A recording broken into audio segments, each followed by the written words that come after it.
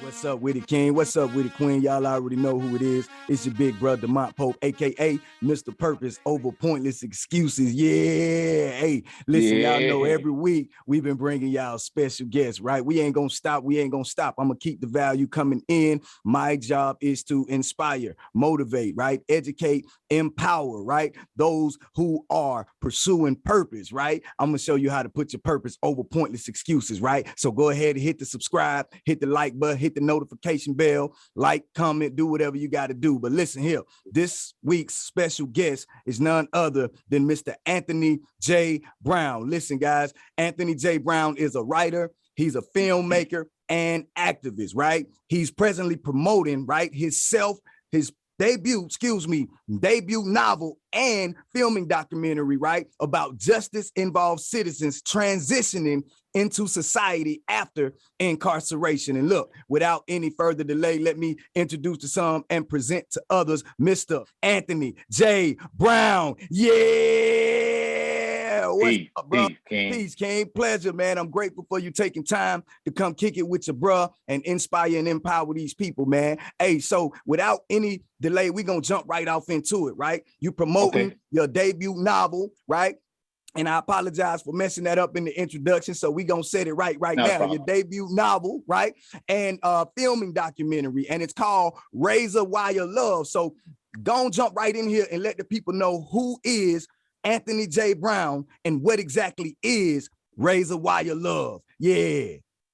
Thank you, man. First and foremost, man, Mr. Pope, man, Demont Pope, I want to give you straight up acknowledgments, man. I've been seeing your movement, man. Your energy is infectious because it's pure, my brother. Appreciate you, Anthony J. Brown, man, I'm just a student of life. I served 17 and a half years in prison for bank robberies. And I produced a novel, and it's called Razor Wire Love. It's a fictional novel it's a labor of love. It was a labor of love. It took me about 14 years to complete. And then I also started writing movie scripts. And you alluded to the documentary. I'm doing a documentary that's called Mugshots of Metropolitan, but it's highlighting the transition, the triumphs, and the struggles of formerly incarcerated people, justice-involved individuals. So we want to put a spotlight on, some of the barriers to reentry and some of the success stories that don't really readily make that 6 o'clock news. So we just want to put a spotlight on transitioning Americans. Yeah, man, talk that. And I'm excited, man, about your movement too as well, bro. So I appreciate the kind words. I've been watching you, bro. And I think it was about a year ago when I first ran into you. We were both working, man, doing our grind, pursuing this purpose, man. And you approached me then. And I knew the love was genuine, man. And you was executing at that moment. And you've transitioned and executed on an entire different level, man, since then. So I'm proud of you, my brother. And I just want to let you know that publicly, right? Because you've been putting in the work, man. And you just alluded where you kind of sped through it right quick, but we're going to deal with that. We're going to go back and we're going to talk about this incarceration because, my bro, you just said that you did 17 years behind that wall, King. So 17 years behind that wall, transition right from that incarceration out into society, right?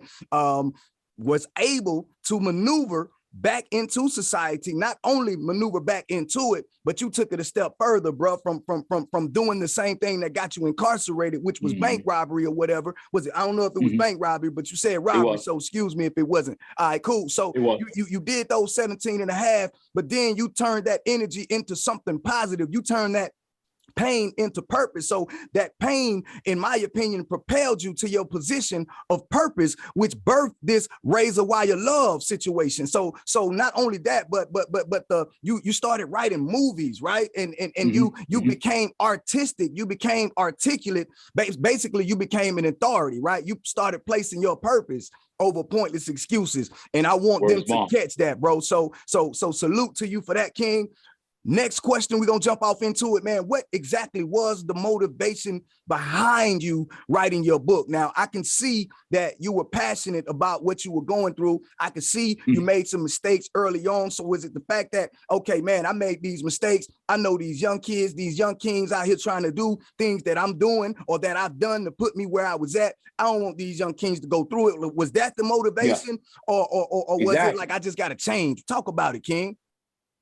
My motivation early on, I got arrested in New York City. I went to Rikers Island. You know, Rikers Island is a real tough city complex. And I decided early on that I was going to make a transition in my life, that I wasn't going to continue to be directionless, because I learned that if I don't have a plan for my life, other people got plans for my life. You know what I mean? So I wanted to start, you know, becoming more purpose-driven in my life. So, you know, I always had a love for reading and writing. And so I channeled that energy, bro, because I seen what was going on inside these prison industrial complexes. Not a lot of rehabilitation going on. You have to, a prisoner has to want it. A person has to want to make changes in his life.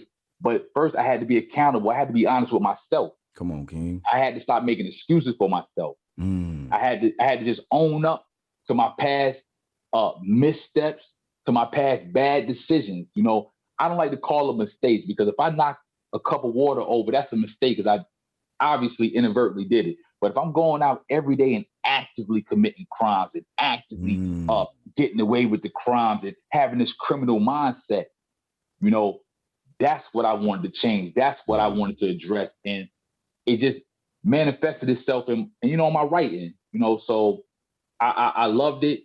And I want to continue to give back. That's why I'm doing a writing course. I'm jumping ahead a little bit, but I'm doing a writing course sponsored by the Fulton County Library. You know, at the public library. So they're going to let me start teaching classes in there. Writing. Amazing, bro. Listen, man, like I'm already inspired and we just a couple minutes in, man. So I know I'm getting value already. Listen, if y'all are getting value from my bro over here, listen, go ahead. If you haven't already, hit the subscribe button, right? Hit the notification bell, hit the thumbs up, type a nice comment off in here. Like let us know that we're adding value, because that's the intent and that's the purpose behind this interview. So listen, King, I'm inspired by your journey so far. I'm inspired by what I've heard so far. And we gonna jump a little deeper, bro, if I may, man, because let's go back. Let's go back to that moment. Because like you said, if you knock a cup of water over, right, that's a mistake. But when you constantly committing crime, doing things that you know got these consequences, like it's different. I just tell my brother all the time, man. In fact, I still tell him, and he's a little older than me. I say, listen, King, it's the difference between falling down and laying down, right? So, and you acknowledge that very, very well, man. So let's talk about that moment when you decided to make that bad decision, or you decided to make that move, and you were sitting in that courtroom and you was facing that judge, and they ordered that sentence down to you. Talk to me. Let's take us back, right? Because these kings need to understand this. Take us back to that moment when you were sentenced. How did that feel in that moment? Like you said, if you don't have a plan for your life, somebody else will. How did you feel in that moment when you realized someone else had literally taken control of your life and sentenced you to 17 years, almost 2 decades behind a stone wall, bro, between stone and steel? What's up with that, bro? When I first got the time, bro, I was 24 years old. So I'm still young. And so when they talk about the actual sentence was 235 months. It is 5 months just shy of 20 years. And the reason why I got so much time, because the gentleman who gave me the sentence wanted me to implicate other people.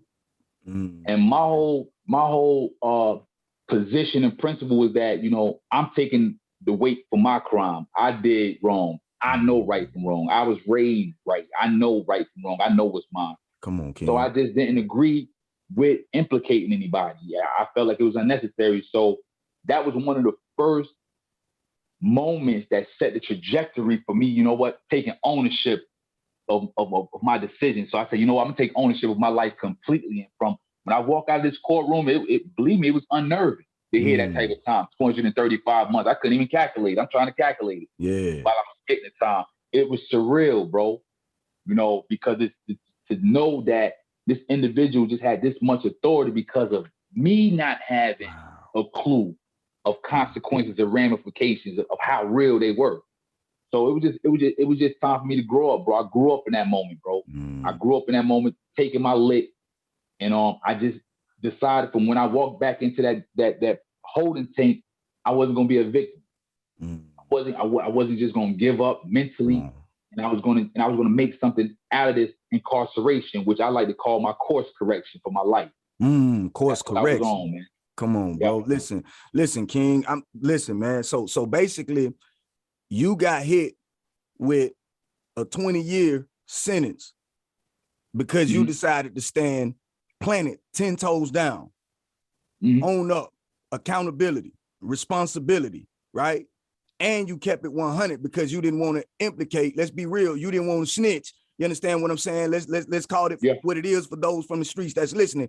You didn't snitch. You didn't begin pointing the finger. You didn't say, okay, well, this person made me do it, or these people was doing it too, or y'all might as well come on out. He called me. They're gonna catch y'all too.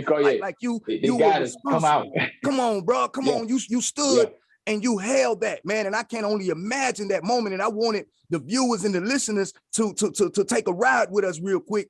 Back to that moment, because I was doing some ignorant things back in my youth. Now I wouldn't know that type of tip. You got a different heart than me, brother. Let's be 100. I ain't had the courage to even attempt to try that. But when I got sat down temporarily, like I knew then, like, hey, this ain't a place I need to be at, because I, first of all, don't like being controlled by anybody. So I definitely can't subject or submit myself to willfully be subjugated to such type of mistreatment, because you alluded to the fact that the treatment ain't right, bro. Listen, man. So I applaud you for that, man. And I needed them to know. I'm gonna keep throwing these words out: accountability, responsibility. King, you said you grew up in that moment. That man threw a sentence at you that was enormous. You said you couldn't even calculate it, but you knew. Guess what? You was in the situation. It wasn't no going back. You immediately knew you had to go forward, and you became something because of it. Again, I'm gonna allude to the fact that that pain propelled you to your position of purpose. And I'm gonna add another word to that purpose.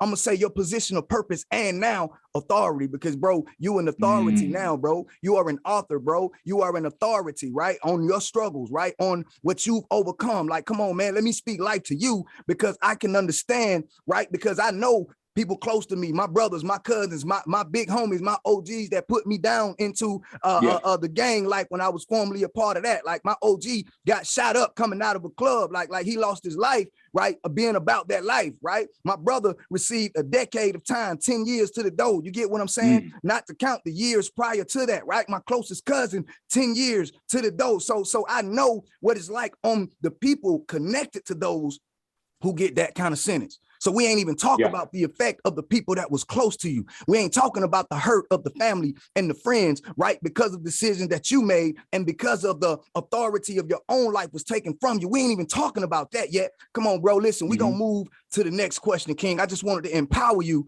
real quick and let somebody know that the decisions that you make don't only affect you, but they affect those around you and those who you care about. So listen, what is one of the most important lessons, King, that you've learned, right, from your incarceration? Because I know you ain't did that kind of time and came out ignorant, because you very, very knowledgeable right here in front of us. So talk about the very most important lesson, or one of the most important lessons that you learned from that incarceration. Let's educate and empower, King.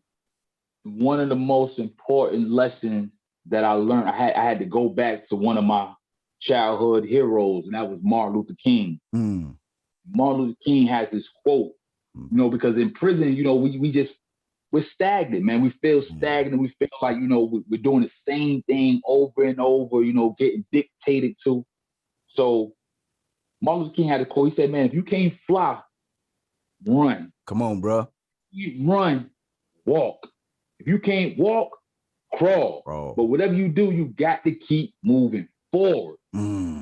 So I took that to heart, man. I took that, you know what, even though this situation that I was in, it was rough. It was a lot of nights, man, where it was some rough nights, man, hard nights, hard days. But I just knew that if I just keep putting one foot in front of the other earnestly, not just aimlessly doing it, but earnestly reading books, doing programs, seeking therapy. And that's one of the key things that I did. I had to start talking about this stuff. I had to stop concealing it. Yeah, I was helping. It was therapeutic for me to write a lot of this stuff, but it also was therapeutic for me to talk about it. So I sought out counselors that wasn't so cynical, that hadn't just, took the position that, everybody that's inside prison is beyond repair, cannot be redeemed. So I had to find those few that haven't gave up on humanity, man. I was able to just talk out a lot of my issues. Like I noticed a lot of black men, we're forced to have our guards up at all the time. We're forced to, we walk around, a lot of us have, these exteriors that's, just impenetrable. We don't want to just reveal, what's really going on with us. Yeah. A lot of us, have issues and trauma, which it's trauma. You know exactly what I'm saying? That's spoken about, that's not really diagnosed, and we don't really have the words for it. So I had to learn those words, bro. I had to seek therapy, bro. And therapy is just nothing but just talking. Come on. Talking it out. Learning that, hey, I wasn't the only person that, went through certain issues growing up or had these identity crises where, damn, I really don't know what I want to do with my life. So since I don't know what I want to do with my life, I can run around with different individuals that, hey, since you don't know what you want to do, come this way. We're going to sell crack. Or come over here. We're going to gang bang. Or come over here. We're going to do this. I didn't want to do that no more, bro. So I just made sure that I kept moving forward, man. And long as I kept moving forward, I was able to leave that indecisiveness behind. I was able to leave criminality behind. I was able to leave them pointless excuses behind, King. Bro. Yeah. Come on, man. And you talking about Dr. King, like he one of my top 3 most influential people to me. So that's why I was locked in when you started talking that talk. I'm like, come on, King, talk that. So again, man, applaud you. And the main thing we want them to get out of that is keep moving forward. Whether you make a mistake, whether you make a misstep, keep moving forward. Like you don't have to be defined by the insecurity. You don't have to be defined by the incarceration. You don't have to be defined by the poverty or the condition from which you came. Like you don't have to be defined by the gang activity if you are currently a part of it. You don't have to stay a part of it. You don't have to let this story end right here. All you got to do is turn the page and write another chapter. That's it. And that's what you did, Ken. You turned the page, wrote another chapter. That's what I did. I turned the page and kept writing, right? And we're going to continue writing. Listen, King, check it out. What do people misunderstand the most about you? Because I know you've been misunderstood. I know they look at you and be like, oh, my man, he think he's something. He forgot just a few years ago he was on this, or he was locked down behind that wall with me, and now he out here acting like he a movement. But look, come on, bro. What do people misunderstand about you the most, King? Talk. I get a lot of what I've been noticing a lot lately. I get a lot of pushback on people try to put their motives on me. People try to, for instance, Razor Wire Love it's not a cash grab. It's not a cash grab. It's not about that. It's about, I wanted to put out a piece of art that's going to obviously outlive me, a piece of art that is reflective of the struggle that I went through, that is a direct manifestation, of the pain that I had went through in an artistic form. And I'm standing on something. N-word is not written one time in this book because I don't refer to Black people as N-words anymore. I feel like, I'm getting misperceived and misconceived as somebody that's doing this all for me. I realize that I'm a servant. Come on, and that the Most High works through vessels for his will to be manifested in certain aspects. So that's what I'm doing, bro. I'm putting out art with some substance in it. Yeah. I don't want to promote certain agendas that's counterproductive to our growth and our development, genuine growth and development. You had more, Black people that was married in Reconstruction, which is basically the period post-slavery. Absolutely. Then you got married now, bro. I'm talking about percentage-wise. Come on. You have, less less amounts of small Black-owned businesses than you had in previous generations.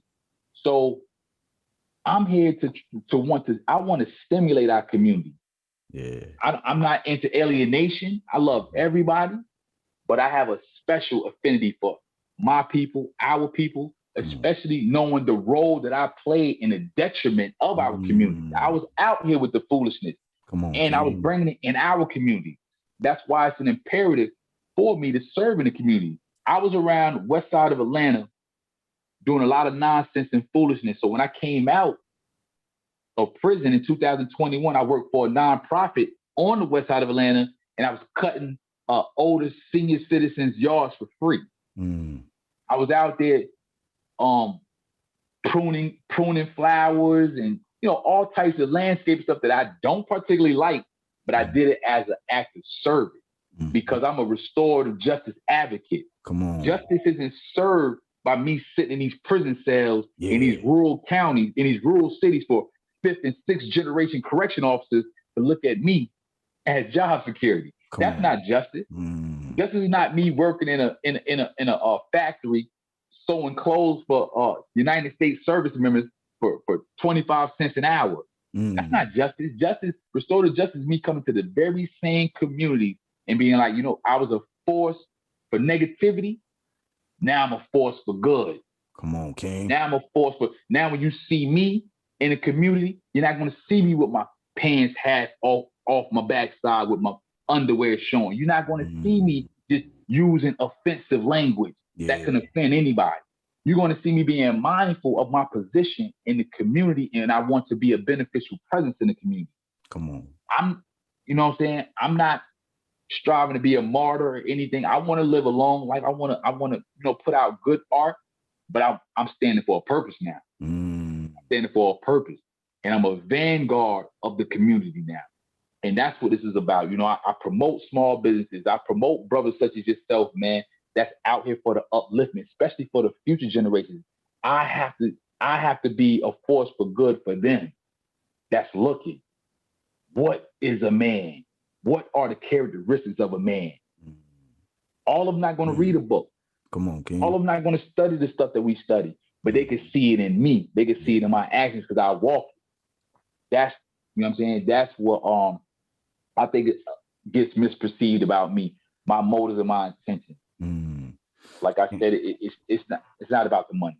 And it sounds like purpose work to me, King. So let me be one of the first or among the first to tell you, bro, that purpose looks good on you, King. You get where I'm coming from. And as long as them motives are pure and sincere, look, we got to go through in order to get to. Yeah, we got to go through in order to get to. So the going through for us is difficult. The pain that we have to go through is significant. I always used to ask, like, God, why did my life have to be so hard? Or why do I have to learn every lesson the hard way? Like the word talks about being that wise person that learns from other people's mistakes. Lord, God, why do I always have to settle for being good? Why I got to always bump my head or run into the wall before I realize it? But then I realized, had I not ran into the wall, had I not fallen into the ditch, had I not making the mistakes, then I wouldn't be an authority on the issues that we are addressing and attacking today. Because guess what? Like you said, man, you went from being a person perpetuating the problem to now it's your life mission to solve the problem, to become the solution, not just find the solution, but we have literally become the solution for our community because we are showing by example what real kingship is about, what real kingdom is about, what a real king is supposed to hold near and dear, how we're supposed to honor the queen, honor the family, value the family. At one point, I didn't know how to do that, King. I lost the family situation because I didn't know how to honor the queen. I didn't know how to value. I didn't know how to plant seeds and pour into my children. Now I'm building up a generation. See, listen, King, wealth. I didn't come from wealth, but wealth is definitely going to come from me. Like I always say, my mother, she taught us how to survive. But my job is to now teach my children and my future generation how to thrive. You get where I'm coming from, King? Yeah. And that's what I see in you from the moment I met you to the growth. And I'm excited about where you are trajecting to go because I see it, King. Likewise. Now, appreciate it, bro. Check it out. Before I get to another question, I need you to let these people know right? If they trying to contact you or they trying to get that razor wire love, right? If they trying to get that, like, let them know where to connect with you, your social media handles, all that. You see, I'm all about purpose. You already know Mr. Purpose over pointless excuses. So I definitely need them to know to go get that book from me, but I want them to go get that book from you too, King. Thank you. Thank you. I'm doing it 100% independent. So you can go to Instagram at The Real Anthony, J-A-I Brown. The Real Anthony, J-A-I Brown. We accept Cash App, Venmo, Zelle, and PayPal, and Apple Pay. So just contact me. It's only $14.99. It's a great book, great story. It's a love story about two different relationships. Like I said, it's fictional, and it's a twisty plot. You're not going to understand the plot. You're not going to get it at first. It's got to unravel. It's a great story. I stand by it. I got some questions in the back of it because we want to start getting these book clubs rolling out. We want to just start promoting literacy again. You know, the phones are necessary. They are necessary. They speed up our lives and make our lives convenient. But written word, let's not forget this art form right here. This is not a forgotten art. You know what I'm saying? So I just suggest, y'all can get a book and read leisurely. It's a great book, The Page Turner. So you can go to Instagram at The Real Anthony, J-A-I Brown. Yeah, hey, y'all tap in with the King, man. Y'all holler at him on IG. Listen, King, I'm very grateful for you, man. Before we get out of here, I got one more question for you, right? What would you say, right? This is to that young King, right? Now, we definitely representing our own people, and we definitely know we got to hold our own people accountable. Like we'll go off, we'll line up, we'll march for injustice or for a police officer doing us dirty or doing us bad or killing or harming us. But what we won't talk about, King, is the fact that the percentage of us killing each other and harming each other, robbing each other, stealing from each other, beating each other down, forcing each other into mental depression and suicidal thoughts, like that percentage far exceeds the percentage of the police brutality. But the police brutality is real. Like, let's not get it twisted. The injustice is real, but the injustice that we inflict, the pain that we inflict on our own community is just as real and more detrimental than what others are doing to us. Like Tupac said, it ain't them that's killing us, it's us that's killing us. It ain't them that's beating us down, it's us that's doing it. So what would you say to that king or that queen who watching this, or who just got that reality check? Like, look, maybe I don't know if I should keep doing this to stay down, or should I transition and make a transformation of my life like these kings have done? Like, what would you say to that king or that queen to help them avoid that sentence? I would say what's been helping me guide me is love, yo. Love, really finding out what love is. See, there's a real big misconception. See, a lot of people get caught up in the emotion of love, the fluttery feeling of love, of being, in love with a person, like a relationship. But bro, I love you, bro. And I love you because I want for you what I want for myself. Come on. I don't want to be harmed. I want to be healthy. I want to be in happy relationship. I want to raise my babies. I want to be harmonious with the universe. So I want that for you. Yeah. I want that for your queen. I want your seeds to raise up and be healthy and happy, and the sky's the limit. So what I say is love, man. We really got to find a understanding of what love is and how we can showcase love in simple ways. I can show love to a complete stranger by just speaking to a person, no matter how busy I am. And I had a hectic morning, bro. Yeah. Hectic morning. But I'm still going to give a person a courtesy. I'm still going to give a person a hello. I'm still just going to be genuine in my interactions. And that goes a long way because that healed me. That helped me not walk around that prison yard feeling like a victim. Oh, my mama, I never knew my biological mama. My adopted mama didn't give me enough hugs. If I would have snitched, the judge gave me all this time, or my baby mama did this. Once I stopped blaming everybody else, stop playing the victim, I went into myself and started loving myself. Because if I love myself, I'm not going to put myself in harm's way. Yeah. I'm not gonna be with all the nonsense that goes on in prison. And when I come out here, I'm not gonna be with all the nonsense that go on out here. So that's what I say, you know, will help put me on this trajectory that I am. Just love, having an understanding of what love is, and wanting for the next man and the next woman what I want for myself and my loved one. And that's peace and happiness. Come on, King. Come on, King. Look, I couldn't wrap it up better myself. Yeah, listen, man. I appreciate you for spending time with you, bro, King. I appreciate you for coming on here, adding value to the people, man, because that's what it's about, bro. And your heart and your motives, right, established in building up others. So I love that. Listen, man, most importantly, guys, I want to thank you all for staying tuned in to this entire episode. Y'all already know me. I'll be back next week, right? It's your big brother, Demont Pope, a.k.a. Mr. Purpose Over Pointless Excuses. Yeah.